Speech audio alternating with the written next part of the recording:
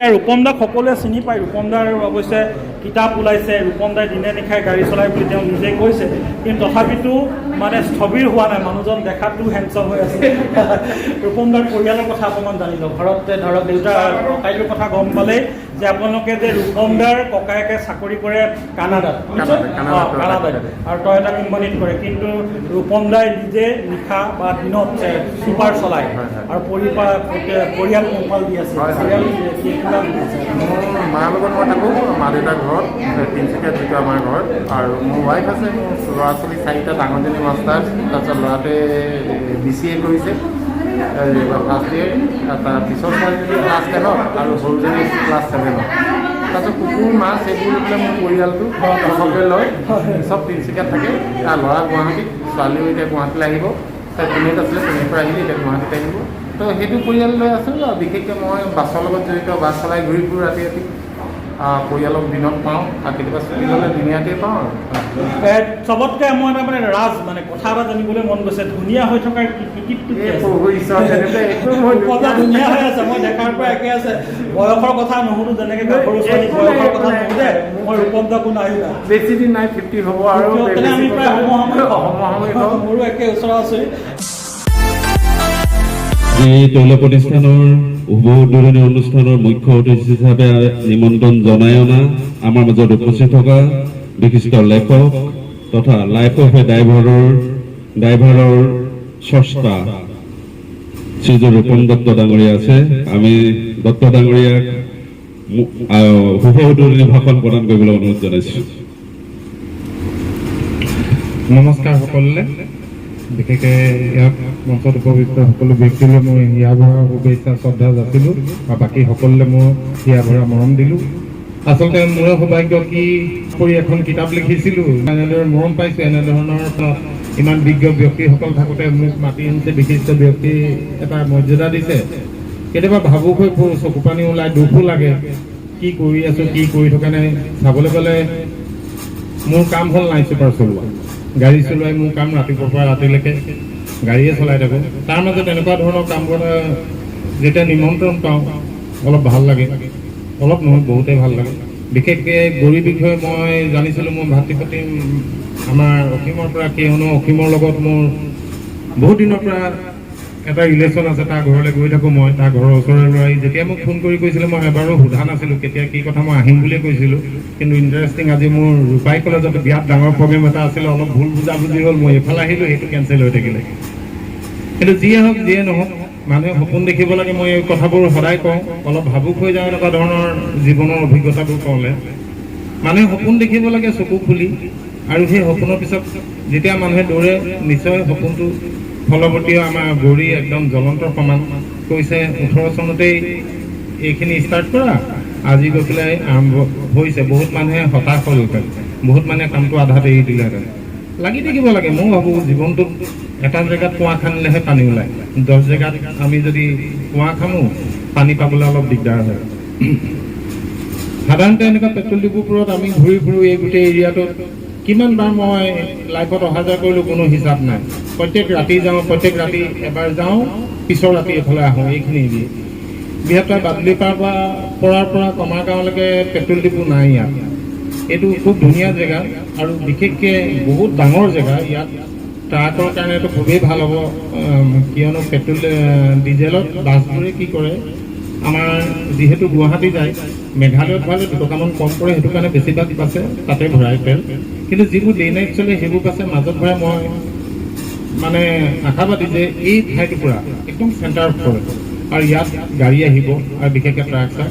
ইয়াৰ সৰুকৈ 2টামান আৰু কথা ক'বলৈ বিচাৰোঁ। যিহেতু পেট্ৰল ডিপুৰ লগত জড়িত এই ব্যৱসায়টো আমি নাজানো। আমি জানো ক'ৰবাত টেংকাৰ গাড়ী এখন আহে, ইহঁতৰ টেংকিত তেল ভৰাই যায়, আৰু তাৰ পৰা মিটাৰ লৈ পেলাই আমাক গাড়ী বা বাইকত তেল ভৰাই।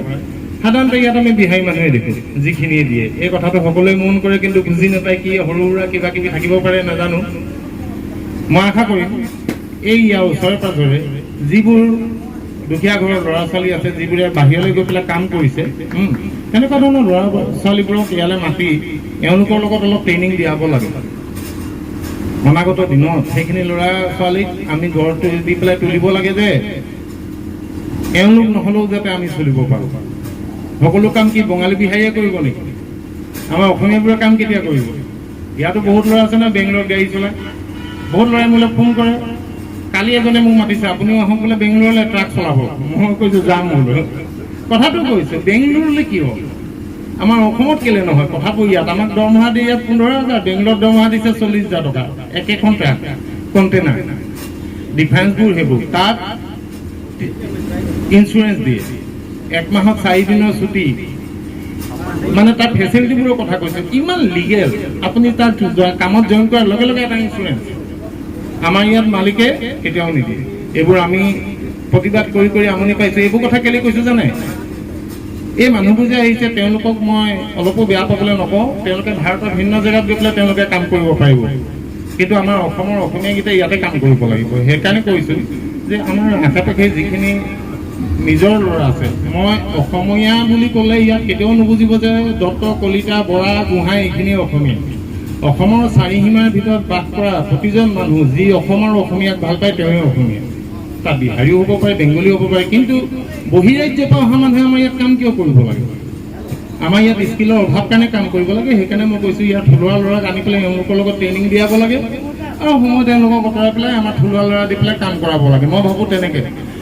মইতো গুচি যাওঁ আগলৈ, মই পিছত দুটাক ধৰি আনিব যদি নোৱাৰোঁ, তেনেহ'লে আমি অসমীয়াখিনি সদায় এনেকৈ থাকি যাম। এই সংস্কৃতিবোৰ অসমৰ বাহিৰে বাকী প্ৰতিখন ৰাজ্যত আছে।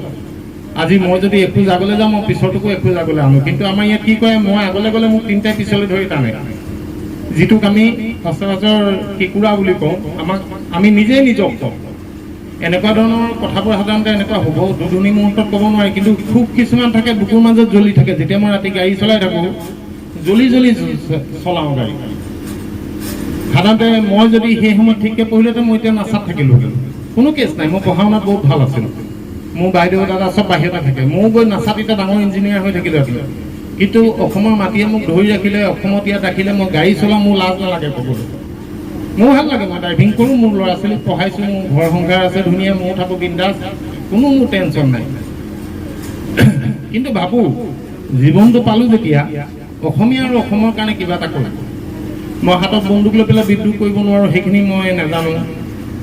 কাৰোবাক মাৰপিট কৰি পেলাই মই বিদ্ৰোহ কৰিব নোৱাৰোঁ, মই নাজানো। কিন্তু মুখেৰে মই যিমানখিনি পাৰোঁ, মোৰ জীৱনৰ যিখিনি অভিজ্ঞতা আছে, সেই অভিজ্ঞতাই মই অনৰ্গল লাগি থাকিম।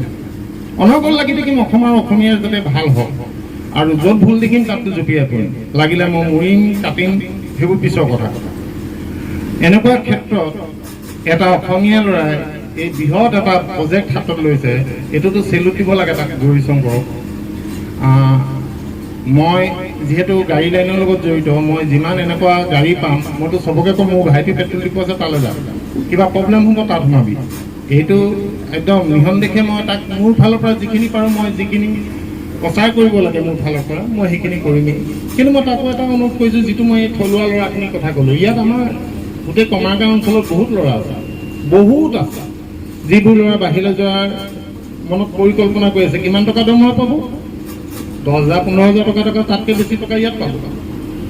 এই কামবোৰ শিকিব লাগে আমাৰ ল'ৰাই, আৰু এইবোৰ মই আশা কৰিম গৌৰীশংকৰ বা তাৰ লগত তেওঁৰ লগত যিখিনি ইয়াত মানুহ থাকিব, তেওঁলোকে তেনেকুৱা ল'ৰাবোৰ কালেক্ট কৰক। এনি টাইম মানুহৰ ওপৰত ডিপেণ্ডেণ্ট হৈ থাকিব নালাগে। যেতিয়ালৈকে আমি নিজৰ ওপৰত নিজে থিয় নহওঁ, আমি অসমীয়া নহয় দুখীয়া কৰি লাভ নাই। এইবোৰ ভূপেন হাজৰিকাদেৱে তেতিয়াই কৈছিলে, লক্ষ্মীনাথ বেজবৰুৱাদেৱে তেতিয়াই লিখি গৈছিলে। তেওঁলোকে জানিছিলে আমাৰ জাতিটো এসময়ত এনেকুৱা দিশলৈ গতি কৰিব। মই ফেচবুকত একদম চিম্পুল কিছুমান কেছ আপোনালোকক কৈছোঁ দেই, এইবোৰ অকণমান ক'বলৈ মই চান্স পাইছোঁ কাৰণে কৈছোঁ। ফেচবুকত মই দেখিছোঁ তাত মানুহৰ মেণ্টেলিটিবোৰ ওলায়। আপুনি সিহঁতি লেপৰ তলত সোমাই কমেণ্ট কৰিব, সিহঁতৰ মুখত গৈ পেলাই আপুনি টুকটুক খুৱাই দিব লাগিব। আমি বৰশী দিলে মাছ এটা আহিয়ে যে বৰশী টুকটো খাই, ফেচবুকত বেলেগ, আমাৰ ছ'চিয়েল মিডিয়া জগতখনত বেলেগ। তাত তেওঁলোকৰ মুখত ভৰাই দিব লাগিব, মুখখন জপাই দিব লাগিব, কাটালত সোমোৱাৰ পিছত পাৰিব। ইয়াত আমাৰ মানুহখিনি ইমানেই আনৰ ওপৰত নিৰ্ভৰশীল, আমি নিৰ্ভৰশীল, আমি একো কামেই নকৰোঁ। আপোনালোকে বিশ্বাস কৰিবনে, মোৰ দাদা কেনেডাত থাকে, টয়োটা কোম্পানী, সি ডাঙৰ ইঞ্জিনিয়াৰ হয়। এদিন মোৰ ঘৰত গাড়ীখন কিবা এটা হ'ল, মই তাক ক'লোঁ মই লৈ যাওঁ বুলি, পটকৈ বনাই আনো। সি কৈছে এইটোতো তই নিজে কৰিব পাৰ। মোৰ অল্টাৰনেটৰটো বেয়া হৈছিলে।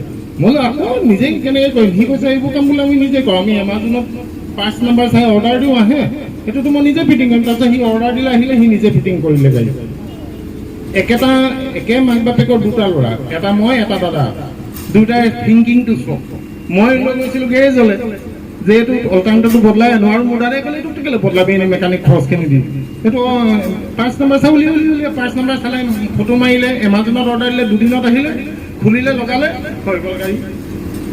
সাধাৰণ কাম আমি নিজে নকৰোঁ। মই যেতিয়া পাঞ্জাৱত যাওঁ গাড়ী আনিবলৈ, বিশ্বাস কৰিবনে, মোৰ মানে ক'ৰবাত মাটি ফালি হিটাৰ যেনেকৈ সোমাইছিলে মোৰ সোমাই যাবলৈ মন যায়, কিন্তু কলিযুগ মই নোৱাৰোঁ তেনেকৈ যাব। মিউনিচিপালিটিৰ আমাৰ কাম কৰা মানুহবোৰ যে ৰাস্তা চফা কৰে, চব আমাৰ হৰিজন সম্প্ৰদায়ৰ মানুহে কৰে, নহ'লে বেছিভাগ বিহাৰী সম্প্ৰদায়ৰ মানুহে কৰে। তাত পাঞ্জাবী মানুহে কুৰ্তা পায়জামা পিন্ধি ওপৰত পাগুৰি লৈ পেলাই গোটেই পাঞ্জাবী মানুহে ৰাস্তা চফা কৰে, নলা চফা কৰে। বিশ্বাস কৰিবনে, মই ফটো মাৰি ফেচবুকত লিখিছিলোঁ, মই যিটো গেৰেজত কাম কৰোঁ তাত ৱাৰিং মিস্ত্ৰীজন পাঞ্জাবী, পেইণ্টাৰজন পাঞ্জাবী, যিজনে চিট চিলাই বাছৰ, চিট চিলোৱা মানুহজন পাঞ্জাবী, তেওঁৰ মালিকজনো পাঞ্জাবী, দুৱাৰ দৌৰি থকা মানুহটো পাঞ্জাবী। আমাৰ এনেকুৱা হেৰিত প্ৰতিষ্ঠান এটাত আমাৰ অকল মালিকটোহে অসমীয়া থাকে, এপিছে অসমীয়া থাকে অকল মালিকটো, বাকী গোটেইখিনি বেলেগ মানুহ। তাত আপুনি মানুহ গ'লে কাম নাপায়, কাম পাব হেল্পাৰ হিচাপে। তই গৰু ৰখা, গৰু চৰাবলৈ যা, ঘাঁহ কাটি আন, সেইবোৰ কাম পাব। চবচোন একেখন দেশৰে দুখন ৰাজ্য, কিমান চিন্তাধাৰা, কিমান বেলেগ। সিহঁতৰ খেতি আপুনি বিশ্বাস কৰিব, মইতো সিহঁতৰ গাঁৱে গাঁৱে ঘূৰি ফুৰোঁ বাইক গাড়ী লৈ। ডাঙৰ এটা এৰিয়াত খেতি পথাৰ আছে, তাৰ মাজত এটা 3মহলীয়া 4মহলীয়া ঘৰ আছে, গোটেই ঘৰটো চাৰিওফালে এচি, বাহিৰৰ পৰা এচি যিকেইটা লাগি থাকে ফেন কেইখন, গোটেই ঘৰটোত এচি। 7-8খনমান দামী দামী গাড়ী থাকে, একদম আটাইতকৈ দামী গাড়ী, আৰু ট্ৰেক্টৰ এনেকৈ এটা ছেট থাকিব, 8-10খনমান ট্ৰেক্টৰ থাকে। তাৰ যিখন ট্ৰেক্টৰৰ চকা ডাঙৰ, একদম ডাঙৰ ডাঙৰ চাউণ্ড বক্স লাগি আছে, সেইখন ট্ৰেক্টৰৰ মালিক। যিজন মালিকে খেতি পথাৰলৈ গৈ ট্ৰেক্টৰ নচলায়, সেই মানুহজনৰ ল'ৰালেও ছোৱালী নিদিয়ে, ছোৱালীলেও ল'ৰা নিদিয়ে, নানে। সিহঁতৰ পৰম্পৰাবোৰ চকচোন। তই যদি কাম নাজানো, তোৰ ঘৰৰ লগত আমি সম্পৰ্কই নাৰাখোঁ। আমাৰ ইয়াতো মালিক হৈ গ'লে চিধা এচি ৰুম, কথা নহ'লে দুখোজা মাৰে কাম কৰা মানুহটো, চিধা চিধি কথা। আমি যিটো হয় আমি সেইটো কৈছোঁ। মই ভাবোঁ ই ব্যতিক্ৰম হওক, আমাৰ গৌৰী নিজৰ ভাইটি, আৰু ভাবোঁ ওচৰৰ ল'ৰা ছোৱালীখিনি টানি আনক, লাহে লাহে কামবোৰ আমাৰ হাতলৈ আনিব লাগে, বাহিৰবোৰক লাহে লাহে পঠিয়াব লাগে। যেতিয়া কাম নহ'ব মানুহ এনেই আঁতৰিব, এনেই বন্দুক লৈ পেলাই যুদ্ধ কৰি লাভ নাই, ৰাস্তাত বন্ধ দি লাভ নাই। এনিৱে মই যিটি কথা কওঁ, সাধাৰণতে মাইকটো পালে মোৰ মুখত কথা ওলাই থাকে, আৰু মই কৈ থাকিলে মোৰ ৰাতিপুৱাই যাব ইয়াত। মই সেইকাৰণে ভাবিছোঁ এইখিনিতে শেষ কৰোঁ। কমাৰ গাঁৱলৈ বহুত মৰম যাচিলোঁ। আপোনালোকৰ মাজেদি প্ৰত্যেক দিনা অহা যোৱা কৰোঁ। কেতিয়াবা কিবা দৰকাৰ হ'লে অভিমুখ ক'লে হ'ব, মই আহি গাড়ী ৰখাম, মই লৈ যাম আপোনালোকক। সকলো ভালে থাকক, মই অফুৰন্ত শুভেচ্ছা যাচিলোঁ, শ্ৰদ্ধা যাচিলোঁ। আৰু আপোনালোকৰ যিখিনি মই মৰম আশীৰ্বাদ আজি ইমান দিন পাই আছোঁ, আশা কৰিম মই মৰালৈকে যাতে মৰমখিনি পাই থাকোঁ। মই ভুল নকৰিবৰ কাৰণে চেষ্টা কৰিম, মাজে মাজে হৈ যায় মানুহ যিহেতু। সৰু সুৰা ভুল কৰিলে ক্ষমা কৰিব, ডাঙৰ ভুল হ'লে মোক ৰখাই হ'লেও গালি এটা পাৰিব, ক'ব তোৰ পৰা এইটো আশা কৰা নাছিলোঁ, মই নিজক শুধৰাম। এনিৱে আজি ইমান শুভক্ষণত মই বহুত কথা ক'লোঁ।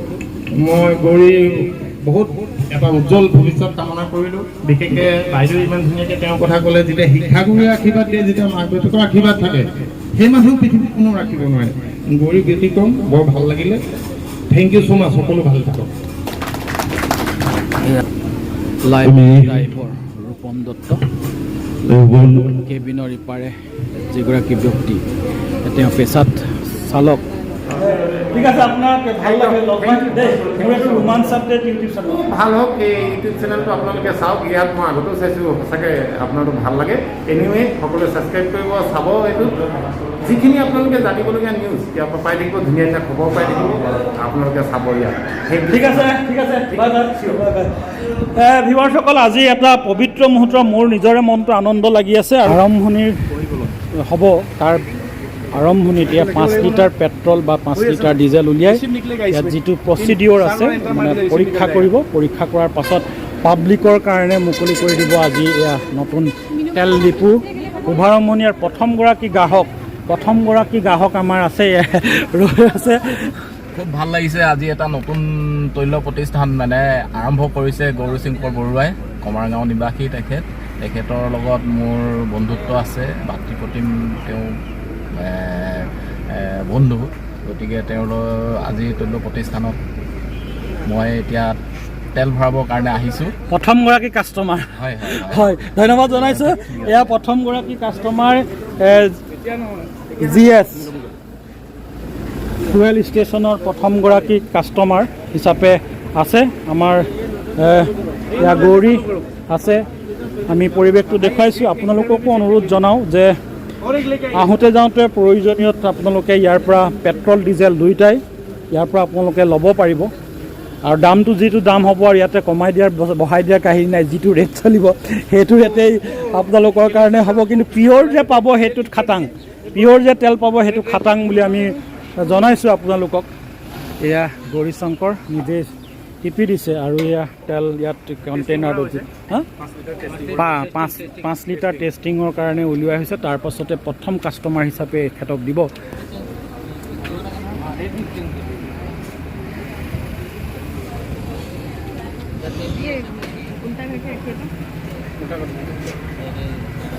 টেষ্টিং কৰিছে। এয়া বাইদেউ উপস্থিত আছে তেওঁলোকৰ বিভাগৰ পৰা। তাৰপাছত পাব্লিকৰ কাৰণে মুকলি কৰি দিব GS ফুৱেল ষ্টেচন আপোনালোকৰ বাবে। আৰু একাপ খাই লৈছোঁ প্লিজ। এইফালে টেষ্টিং হৈ আছে আৰু আমি কফি একাপ খাই লৈছোঁ। তাৰপাছত আমি ভাত খাম। কপাল ভাল টেষ্টিং কৰিছে। যিটো মানে তাত দিছে ডাটা কামান আৰু এইটো 5 লিটাৰ, এইটো হৈছে মেজাৰমেণ্টৰ এটা চিলিণ্ডাৰ। মেজাৰমেণ্ট হেৰি হয় ইয়াত 5 লিটাৰ ওলাইছে। গতিকে আপোনাৰ নিশ্চিন্ত মনে আপুনি তেল ভৰাব পাৰিব।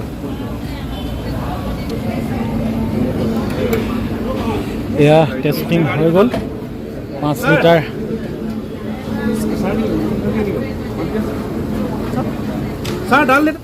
বাইদেউ হৈ গ'ল ন? ঠিক আছে, টেষ্টিং হৈ গ'ল। আৰু এতিয়া এই প্ৰথমজন কাষ্টমাৰ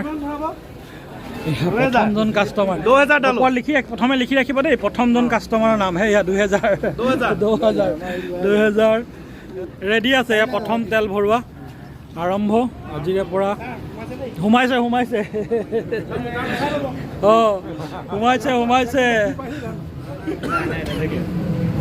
এই প্ৰথম ভৰোৱাৰ কাৰণে গিফ্ট দিছে না?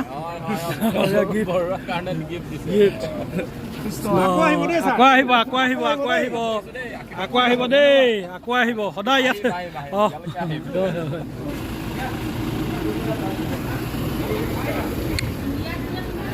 দাদা বাই বাই, আকৌ আহিব। এতিয়া মানে কি আৰু খোৱা বোৱা আছে। অকণমান এক ঝলক খোৱা বোৱা দেখুৱাই পেলাই সামৰণি মাৰি দিবলৈ হয় নাই? খোৱা বোৱাটো দেখুৱালে মানে দিগদাৰ পায় যিসকলে চাই থাকে বুলিব। তেওঁলোকে খাইছে, আমাক দেখুৱাইছে, সেইটো কাৰণে খোৱা বোৱাটো নেদেখুৱাওঁ। তামাম খানা এটা আছে। আজি পবিত্ৰ সোমবাৰ, সেইটো কাৰণে মাছ মাংস যতদূৰ সম্ভৱ নহ'ব হয় নাই? আমি বেলেগ দিন মাছ মাংস খাবলৈ আহিব লাগিব। কি লৈছে?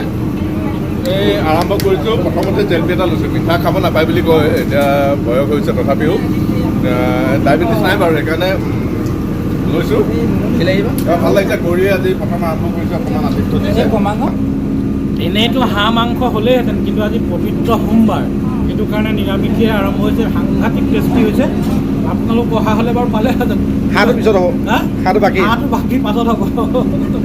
কি হৈছে হে হেৰি নহয়, কোনটো চবতকৈ ভাল হৈছে? সকলোৱে ভাল হৈছে। হে সকলোৱে ভাল হৈছে। কোনটো ভাল হৈছে? পনীৰটো বেছি ভাল হৈছে। পনীৰটো ভাল হৈছে। তেতিয়াহ'লে পনীৰটো খাব। বাইদেউ কেনেকুৱা আজি অনুভৱ? হে ল'ৰাই তেল ডিপু খুলিছে।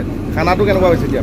খানাটো এতিয়া টেৰিফিক খানা হৈছে। আৰু এনেও খোৱাৰ প্ৰতি মোৰ লোভটো বেছি। বহুত ভাল খানা হৈছে। আৰু অসমীয়ালৈ পেট্ৰল ডিপু খুলিছে, ইয়াতকৈ আনন্দৰ বিষয় একো হ'ব নোৱাৰে। খুব আগবাঢ়ি যাওক। মোৰ একদম অফুৰন্ত মৰম আৰু তাৰে শুভেচ্ছা থাকিল। খুব আগবাঢ়ি যাওক। আৰু মই যিখিনি মোৰ চিনাকি গাড়ী আছে সকলোকে ক'ম, যিখিনি এইখিনি তেল ভৰাই মই ক'ম মোৰ ভাইটিৰ সৈতে হেৰি পেট্ৰল ডিপু আছে ইয়াত ভৰাব, সেইখিনি মই কৰিমেই তাৰ কাৰণে। ধন্যবাদ। অকিন্দ কি ক'ব? ধন্যবাদ। আৰু নিজকে গৌৰৱ অনুভৱ কৰিছোঁ যে গৌৰী আমাৰ অসমীয়া হিচাপে নিজকে প্ৰথম কথা হ'ল সফলতাৰ দিশে প্ৰথম খোজ দিছে। আগবাঢ়ি যাওক খুব সুন্দৰভাৱে। ভৱিষ্যতৰ উজ্জ্বল কামনা কৰিলোঁ। আৰু ৰূপম দা আছেই, ৰূপম দাই অকণমান সহায় কৰি দিম বুলি আমাৰ আশা দিছে। গতিকে ধন্যবাদ জনাইছোঁ। আৰু তোমালোক থাকিল ইমানখিনি সুন্দৰভাৱে উৎসাহ জনোৱাৰ বাবে ধন্যবাদ।